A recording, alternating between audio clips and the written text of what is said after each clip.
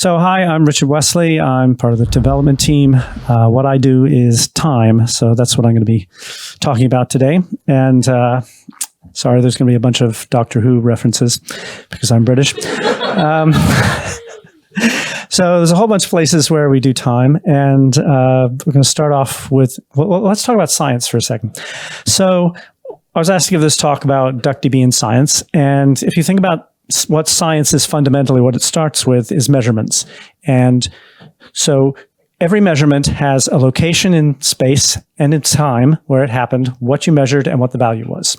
So this is, the fundamental part of science, and I do time. And one of those columns I mentioned is time. So I think that's why I'm up here. So the first thing we want to look at here is temporal joins. Now, when you come to a database conference like VLDB, everybody talks about joins, except that they're always talking about equijoins. But to do things in time, you generally need to work with inequality joins. And we have several of these. The first one was one Mark came up with. And if you were around in the 80s, you know that everybody did merge joins. And so what we do for a single inequality is we take the build side and we sort it.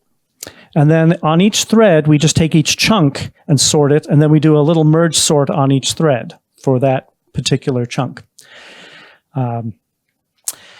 And this scales pretty well. And you use this for, time is all about causality. And so something happens and you want to know what happened after it.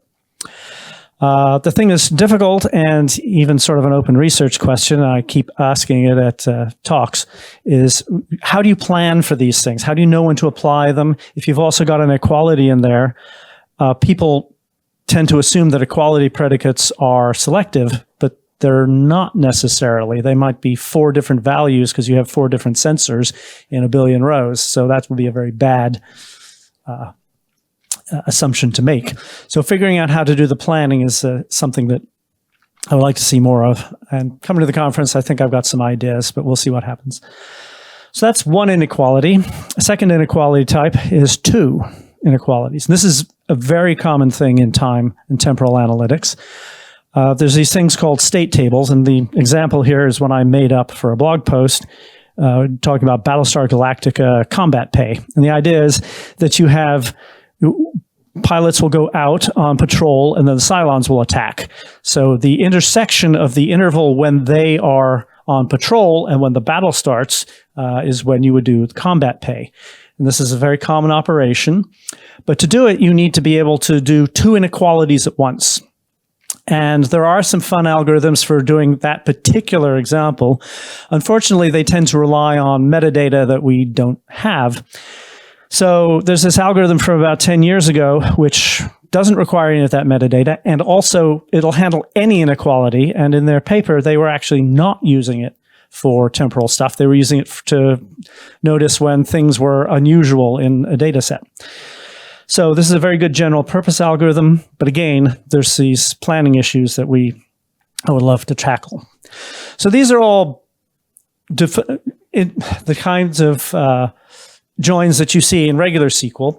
But there's another very popular type of join for temporal analytics called an as-of join. And this is all about, you want to find the closest timestamp just before the probe value.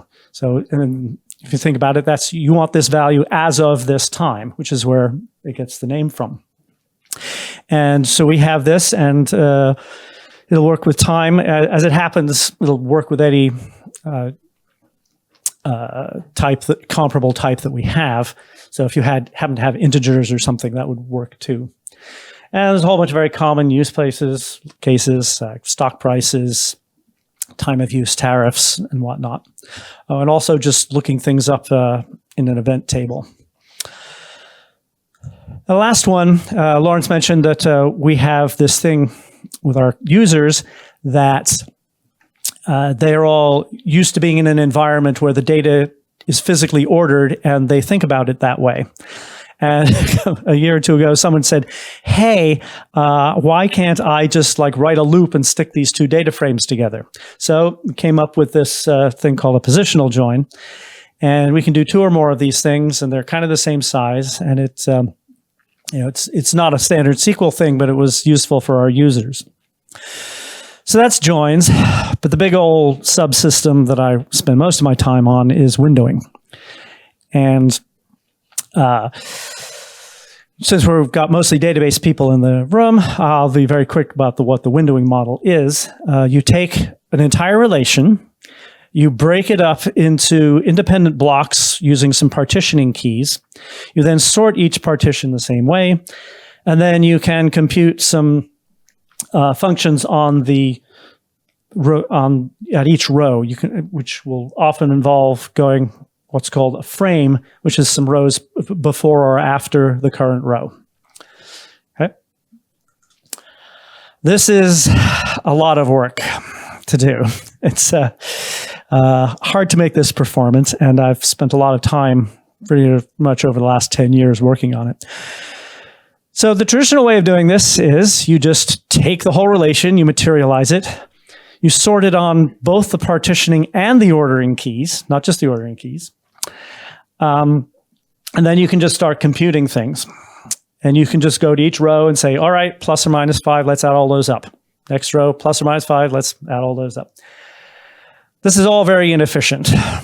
But the other thing you find even when you do this kind of window operator is that you can have multiple windowing functions which have different specifications. They'll have different partitionings. They'll have the same partitioning, but incompatible orderings. And there's been some work done about 13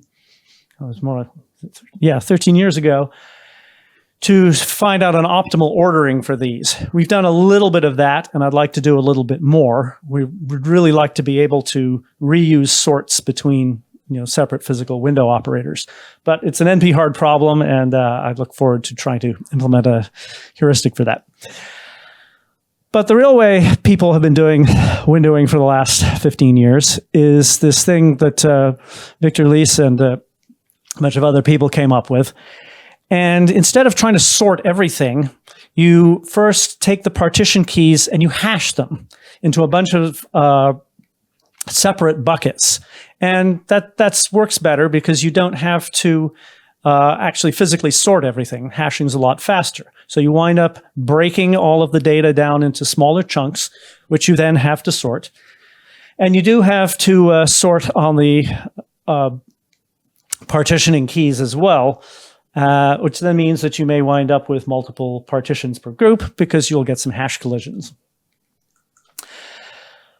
The sorting is, of course, where we start to use Lorenz's sorting code.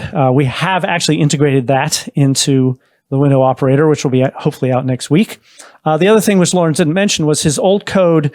In order to scan it, you wound up with very large chunks, like 10 meg. His current code produces 2,000 rows at a time, so it makes it a lot easier to parallelize at a very fine granularity, which really helps performance.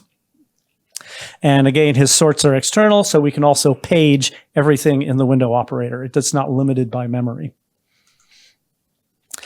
So we may have hash collisions, and we need to know where the boundaries are. So the way we do this, just to get into the internals a little bit, is we just build these bitmaps, and just with one where every time we get a new partition. We also need to do this for the orderings because there's a whole bunch of subtle things in the windowing spec that say, if you have a bunch of identical sort values, they're treated as what are called peers, and there are rules about where boundaries happen if you happen to have identical sort keys.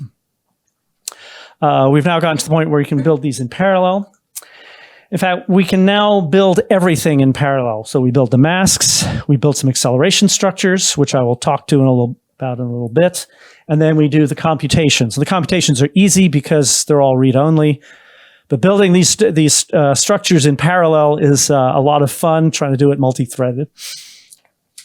The way we now break the work down into very fine-grained stuff, thanks to Lorenz's work, we now do one partition. We start off with the largest partition, figure out how to distribute that across all the cores, And then as those start to get finished, we start bringing in tasks from the next partition. So we just keep everything busy as long as we can.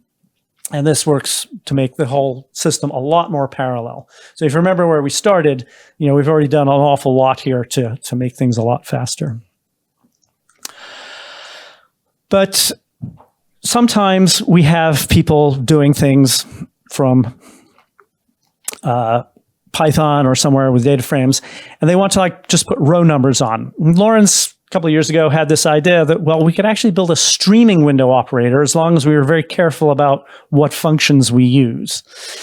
And so if we have an unsorted, an unpartitioned clause like this, we presume that it's the natural order of the incoming data, the physical layout on disk or in your data frame or whatever. So there's a lot of restrictions. We can only do simple non-aggregate functions, but row number is one people really like, so we have that one. We do running total aggregates, so it's unbounded proceeding to current row. And I keep thinking of things, we could do this or we could do that. So I've been bolting a few more things on over the years. We have filtering, we have distinct. We've also added lead and lag, but you have to be a constant amount, and it has to be, less than one vector size. And that might seem like a limitation, but like 98% of the time when people use lead and lag, it's 1. So this is actually more useful than it might look. So that's the window operators. But inside of window operator, you have window functions. I've alluded to a few of those. The big one that comes up, it's the only way you can really extend it at the moment, is aggregate functions. And if you think about the way I described evaluating a moving aggregate early on with the traditional operator, you start off, you have this row, you just do 5, and then you throw all that information away. But people have been doing a lot of work to try and make sure that you can reuse some of that information. For example, Postgres, when you define an aggregate, they allow you to add these 2 other functions, which are like remove something or add something. And that's great for some, but it doesn't work for some other things like min and max. Anyway, we've got a whole bunch of these accelerators. And I'm going to go through them all, except naive. We have that in there. If you turn off the optimizer, because you don't think I've done something right, you can then check that. We also use that if people want to use too many features at once, because the research is still ongoing on doing some of these things simultaneously. The first one is just single value. This comes up a lot because people want to do something like they want to do a moving average, but they want to scale it to the average over the entire partition. And when you do this, you could do it with some join or something, but it makes a lot of sense to just optimize this. And when we're combining window functions into an operator, we actually allow you to, or we look for sort prefixes. And if the sort is empty, that's also a prefix. So we throw those in there as well, but we compute them very quickly, right? Because we only have one value per partition. And then we can, when we evaluate the function, we just copy that one value to each row. And if you've looked at the DuckDB internals, our vectors have a flavor which is constant. So we only have to put one value in. And when I first did this, the original bug, someone was making some humongous list, and I was copying it 2,000 times on multiple threads, and I worked it out. It was several tens of gigabytes of junk that was just being copied all over the place. So that was a big win. But the workhorse of moving aggregates are what are called segment trees. This is also from the paper by Victor and his friends. And the idea here is that you start off with the data in the frame, and then you build this tree using the standard aggregate functions. First, you just create a state, and then you go up the tree by using the combine operation, which we normally use to combine states across threads when we're finishing up a group by. If you do this, then you can do things like, instead of having to add up 7 values in this example, you can do 3. This will work for any aggregation, sum and all this stuff. The one thing it can't do is distinct. But turns out that there's an algorithm published about 2 years ago called merge sort trees. And this is a more general thing than just doing distinct and aggregation. The basic idea is that the window provides an ordering. But sometimes to evaluate an aggregate, you want to use a different order. So for distinct, if it's sorted in this second order, then it's very easy to scan over and find the distinct values. If you have funky aggregates like quantile or MAD, you can do those with this as well. And you can do ranking by a different order. So suppose you have a time window, but you want to rank things by, who got the gold that year or something. This can also be built and queried in parallel, and this has been in there for like over a year now. And we don't just use it for moving aggregates. We also use it for the implementation of quantile and a few other functions. In fact, you can do this secondary ordering on almost any other window function. So like you can say you want row numbers to be done with a different order than the frame.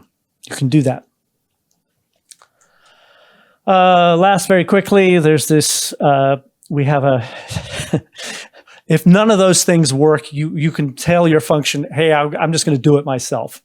Okay, and it's interesting the cases where this is useful. One of them is count star, because you don't want to build a humongous segment tree for that. You just need to do some arithmetic, right? So we have count star, uses the custom window API. At the other extreme, you have these holistic aggregates like quantile. So you don't want to build a tree out of those because you have all the data at every level of the tree.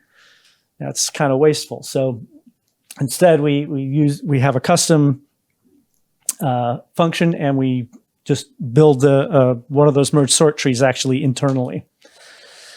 And you can have both a global and thread local states for these, so you can tend to do things fairly efficiently. All right, so that's the window operator. And so we've kind of had an appetizer and some entrees, and now we're going to do a little bit of dessert. This is one of my favorite subjects. This is the annoying part. So one of the things you get with time is what I call binning.